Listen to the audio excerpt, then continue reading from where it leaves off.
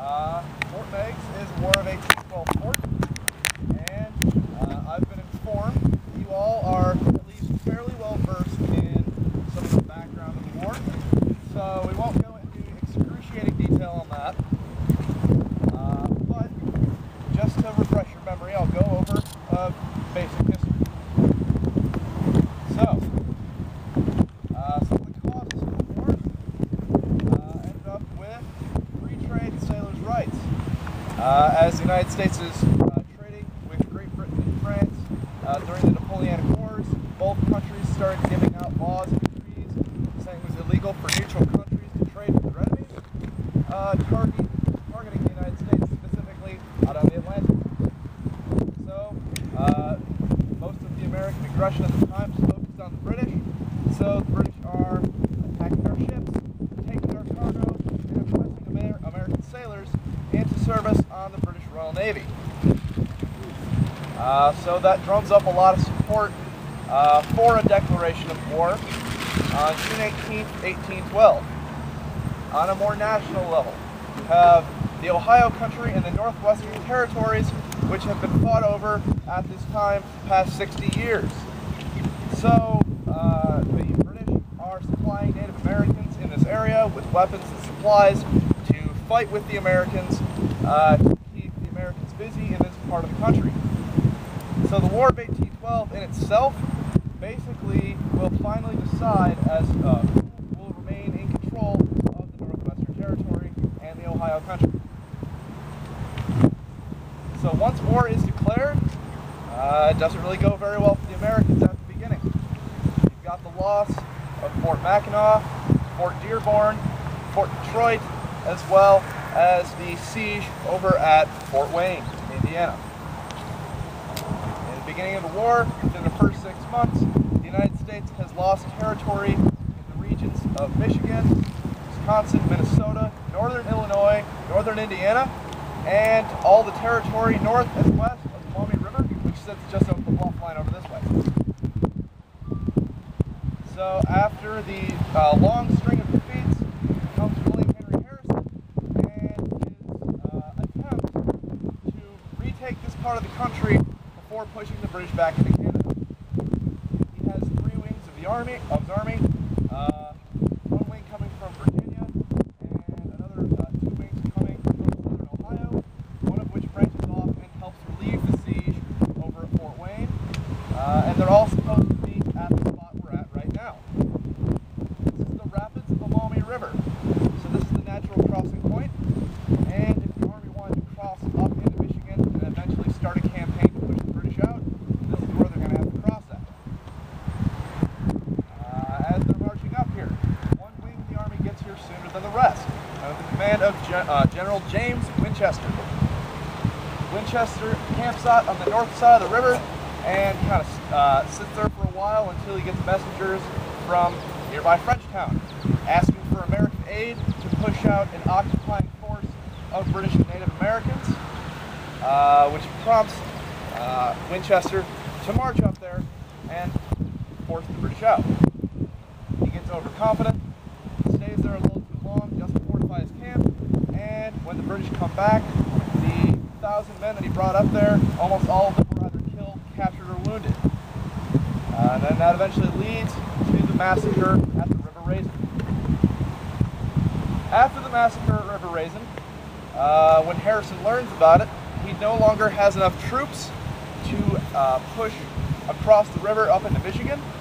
He doesn't have enough firepower, and he's afraid of the British Army, which he assumes is much bigger than it actually is. He's afraid that they're going to push down and try to take Ohio while the Americans are weak. So he builds Fort Meigs, hoping to fortify his position until he can get more troops and more supplies for a future campaign to retake Detroit and eventually invade into Canada. So there's a bit of an abridged history. We'll get into more about Fort Meigs here in a little bit. But we're going to first go over what we're wearing right now. Dan and I are both dressed as American regulars during the War of 1812. We're actually members of 2 different branches of service in the military. Dan is infantry, I'm artillery. You can tell the main differences from the taping on the coatee and the buttons on the front. Dan has white tape and pewter buttons.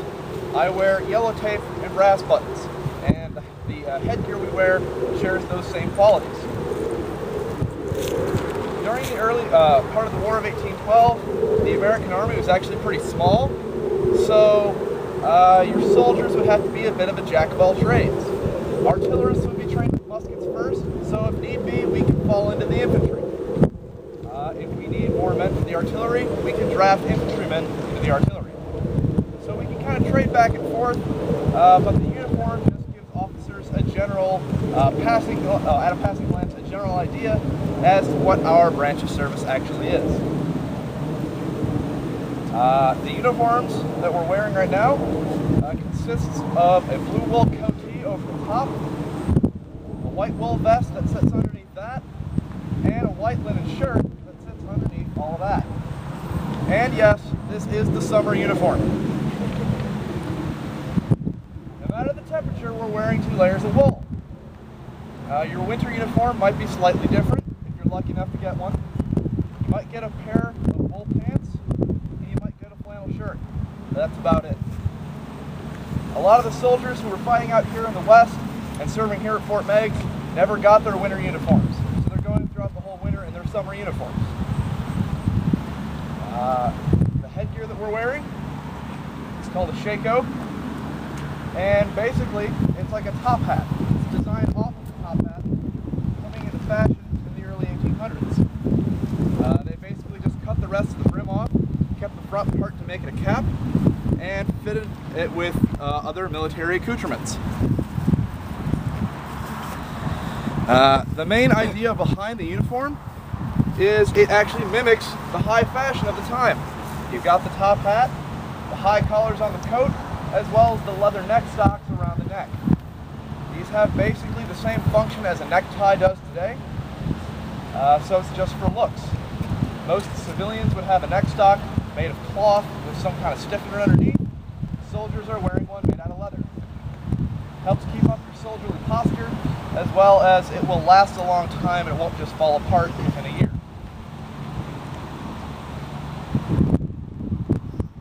Some of the equipment that we're carrying, on our left sides, we have a tin water canteen. Soldiers out here in the West are using these, but by this time, these are actually considered out of style and outdated. These are basically like military surplus back from the Revolutionary War. Soldiers out here in the West are so poorly equipped that they're taking whatever they can find.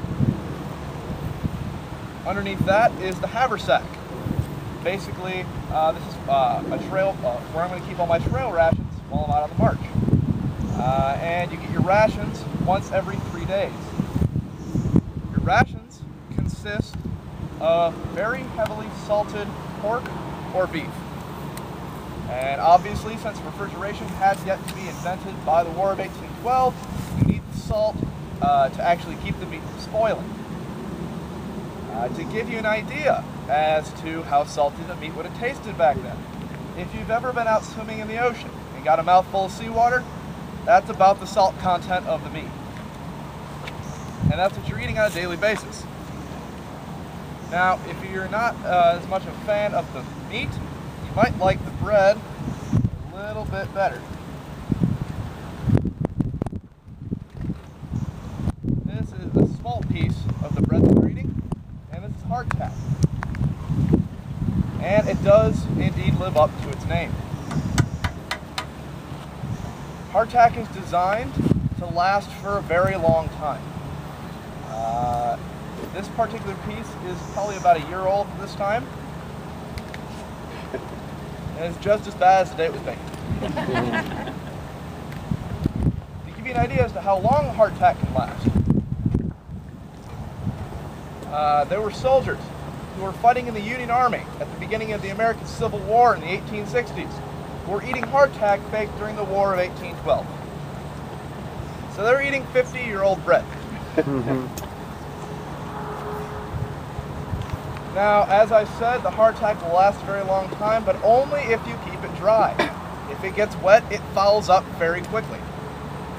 There was one soldier who was captured at the fall of Detroit and marched through Canada as a prisoner of war. He wrote in his diary that the British were handing out moldy hardtack to prisoners. It had obviously gotten wet somewhere along the way. He wrote that when he bit into his piece of hardtack, he found dead worms on the inside.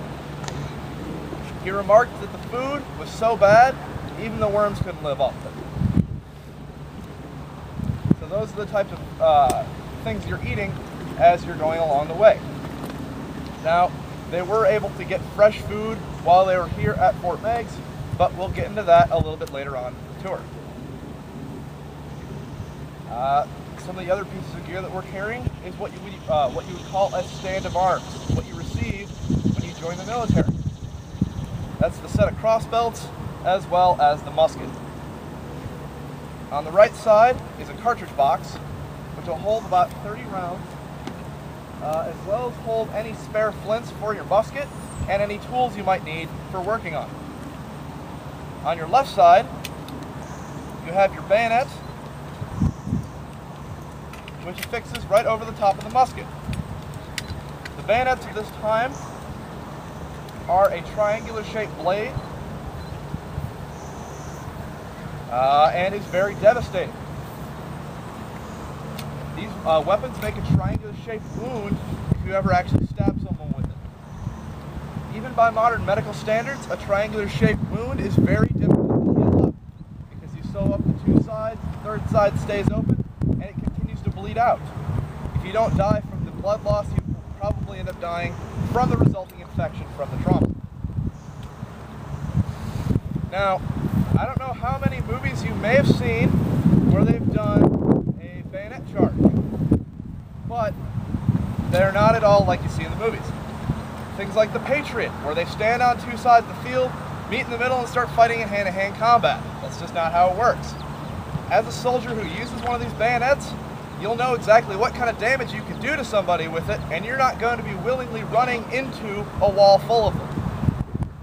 So, the way a bayonet charge works is you're going to march at a slow, methodical pace into your enemy, hoping to push them off the field. Port arms. Forward march. Charge bayonets. Huzzah! See, the smart ones are backing up.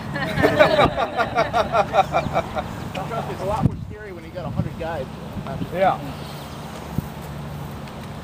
Now, if you ever were to get close enough to attack someone with this bayonet, the way you're trained to use it is you stab it into the enemy, and then you have a bit of a problem. The wound closes up around the bayonet, and you can't get it out. So, you twist it around, develop the wound, make it bigger before pulling the weapon out and continuing on your march.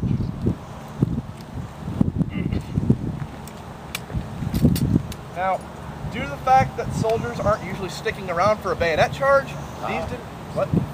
Sticking around. No pun intended. Soldiers find a lot of other uses for these weapons. Makes a pretty decent candlestick. You can also turn it around, use it as a pot hook to get your pots out of the fire while you're cooking your meals.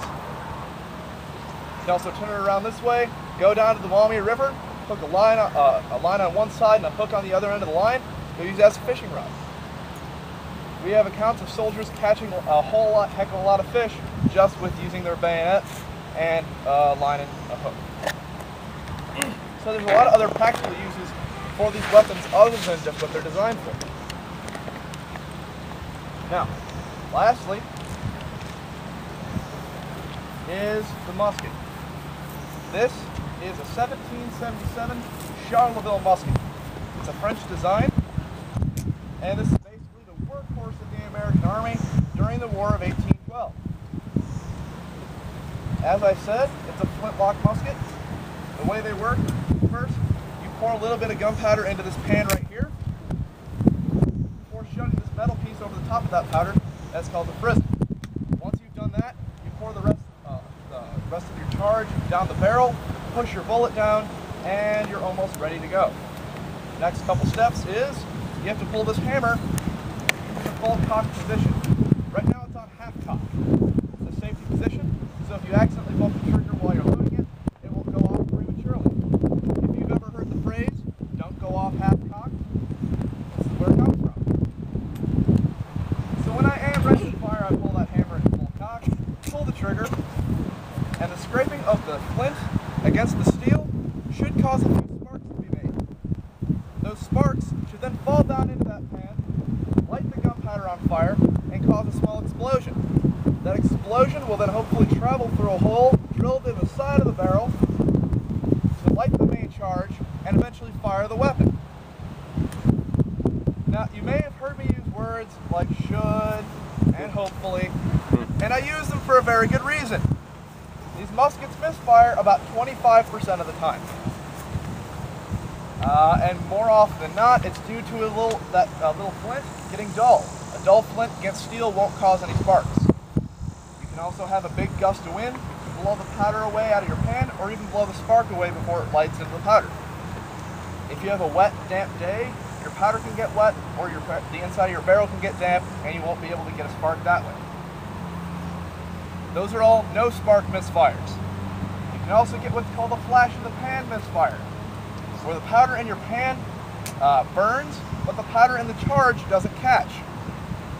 The way to fix that is you always keep this small little brass pick on you. You run through the hole in the side of the barrel and clear anything that's blocking that hole. If you've ever heard the phrase, you all talk no show, you're just a flash in the pan, that's where it comes from. On top of the unreliability of these weapons is their horrendous inaccuracy. The military is using a smaller sized ball than is actually required for the weapon. This is a smoothbore weapon, meaning there's no rifling on the inside, and it's a 69 caliber. The military is using about a 64 or 65 caliber ball. The reason that they're using such a small round is that they can load the weapon a lot faster and fire it more often without having to clean it. The drawback to that is that since there's nothing to put a spin on that bullet, the bullet's actually going to bounce around on the inside of the barrel. Once it leaves the muzzle, it can go up, down, left, right, whichever way it wants to. If I were to aim and fire at someone standing at the blockhouse to my left, there's no guarantee that I will hit that person or necessarily hit anywhere near that person. So, to compensate, that's why you have your soldiers standing in the long lines, shoulder to shoulder, firing in volleys. We figure if we throw enough bullets at our opponent, we're bound to hit something eventually. And if we string ourselves out wide enough, the enemy won't have such a nice, neat, compact target to hit. At the same time, if we're all firing at the same time in a united volley, if my musket doesn't go off, hopefully everybody else's muskets will end up going off.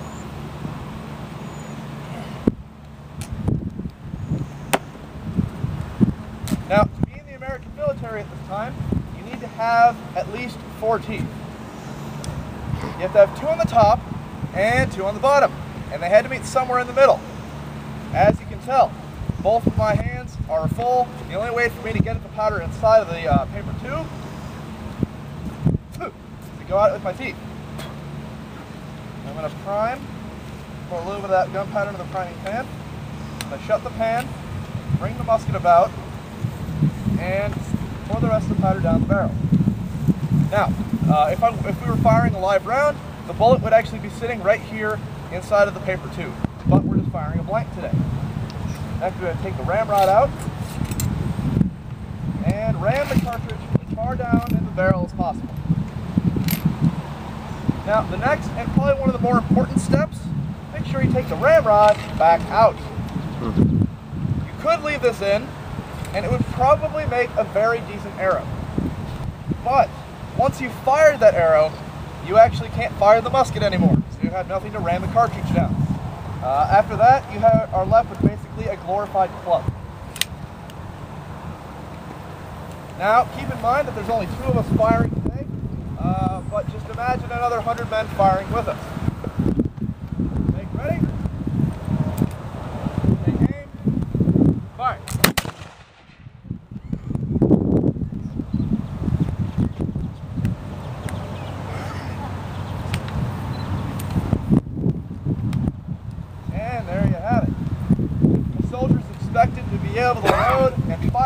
weapon at least 3 times every minute. So that's firing the weapon once every 15 to 20 seconds. You're going to be drilling 4 or 5 hours every single day to be at that speed, as well as to drill discipline into your soldiers so that when you march 50 yards apart from your enemy and they fire at you, your soldiers aren't going to just turn around and run away after the first shot. Are there any questions that we can answer for you so far? Yeah, dropping on past the quiz again, right? With that, we will get started inside of the fort. Keep in mind, Fort Meigs has been rebuilt. It sits on the original ground, though, not within a foot of where the original fort sat. Part of the way that they found out where this fort was, they flew overhead, they took infrared photographs of the ground, and the logs from 1813 were still underground. Infrared photographs picked up that additional organic material of where the wall was, lit up a giant footprint on the photograph where this fort was. They laid this one down literally right on top of it. And as I said, no more than a foot in any one direction.